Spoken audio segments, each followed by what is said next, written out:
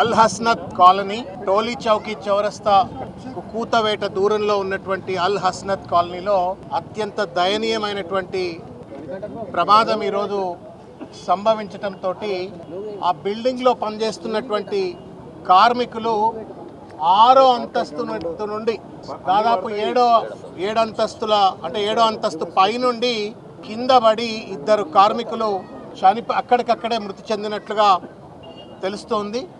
దాంతోపాటు పైనుండి డెబ్రీస్ కూలి కింద పడి కింద ఉన్నటువంటి ఒక ఆటో మీద పడటంతో కారు మీద పడటంతో ఆ ఆటోలో కూర్చున్నటువంటి వాళ్ళు కారులో కూర్చున్నటువంటి వాళ్ళు కూడా నడుములు ఇరిగి నానా తీవ్రమైనటువంటి ఒక గాయాలకు గురై ఆసుపత్రి పాలైనట్టుగా తెలుస్తూ ఉంది.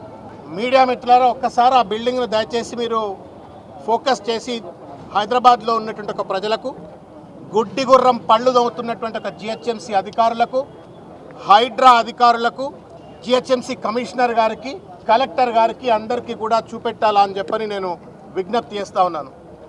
పట్టుమని ఒక 300 గజాలు కూడా ఉండనటువంటి ఒక స్థలం ఇది. 300 गज भी नहीं रहता.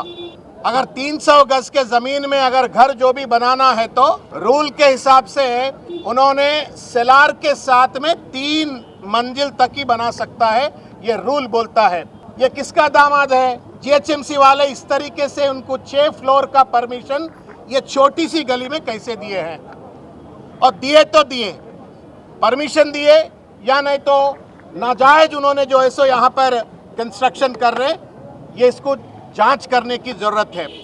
अगर इन्होंने नाजायज तरीके से अगर यहाँ पे अगर कंस्ट्रक्शन कर रहे हैं तो इसको क्यों नहीं रोक सक रहे जीएचएमसी, क्यों नहीं रोक सक रहे హైడ్రా? పట్టుమని 300 గజాలు లేనటువంటి ఒక స్థలంలో 6 అంతస్తులు సిల్ట్ ప్లస్ గ్రౌండ్ ప్లస్ 6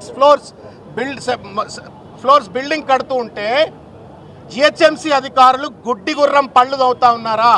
పేదోళ్ల ఇండ్ల మీద పడి ఇస్కా ఘర్ తోడో ఉస్కా ఘర్ తోడో అని చెప్పని తోడుపోడు కోసమే పుట్టినట్లుగా పనిచేసేటువంటి ఒక హైడ్రా అధికారులు ఎందుకు ఈ అక్రమ నిర్మాణం పైన చర్యలు చేపట్టలేదు? దురదృష్టం, ఇవాళ పొట్టకూటి కోసం వచ్చినటువంటి ఒక కార్మికులు ఇవాళ 7వ అంతస్తు నుండి కింద జారి పడిపోయి ఇవాళ వాళ్ళ పిల్లలు అనాథలైనటువంటి ఒక పరిస్థితి. ఆ డెబ్రీస్ పడిపోయి ఆటోలో కూర్చున్నటువంటి వాళ్ళు, దారిన పోతున్న ప్రయాణికులు కూడా ఇవాళ గాయపడ్డటువంటి ఒక దుర్మార్గమైన పరిస్థితి. ఎవరు బాధ్యత వహిస్తారో ఇవాళ జిహెచ్ఎంసీ కమిషనర్ గారు, కలెక్టర్ గారు, హైడ్రా అధికారులు సమాధానం చెప్పాలని చెప్పని కోరుతా ఉన్నాను. పేదోడి ఇల్లు కూల్చడానికి చిన్న చిన్న డీవియేషన్స్ ఉంటేనే నోటీసులు ఇస్తారు, కూల్చిపడేస్తారు. మరి ఈ బిల్డింగ్ ఓనర్ దగ్గర నుండి ఎంత లంచం తీసుకున్నారు? ఎందుకు జిహెచ్ఎంసీ అధికారులు ఈ అడ్డమైనటువంటి ఒక నిర్మాణాన్ని కట్టేందుకు తోడ్పడ్డారు అని చెప్పని మేము ప్రశ్నిస్తూ ఉన్నాం. మొత్తం హైదరాబాద్లో ఇదే తతంగం.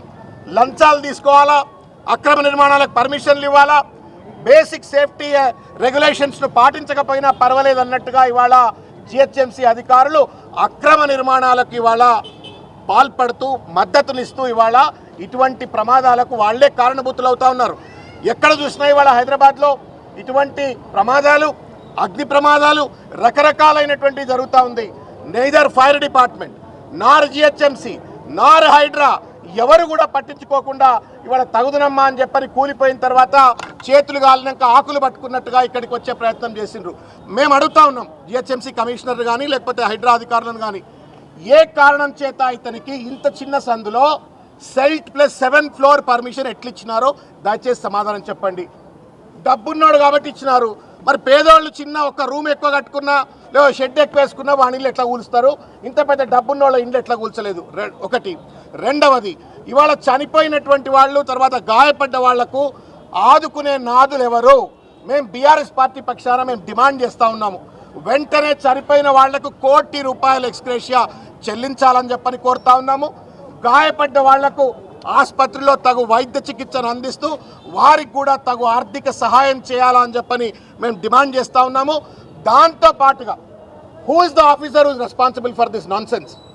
ఎవడి ఆఫీసర్ ఇక్కడ ఈ రకంగా అక్రమ నిర్మాణానికి తోడ్పడ్డాడో వాళ్లపైన కూడా తప్పనిసరిగా తగు క్రిమినల్ చర్యలు చేపట్టాలా, హత్య కేసు నమోదు చేయాలా అని చెప్పని మేము డిమాండ్ చేస్తూ ఉన్నాము.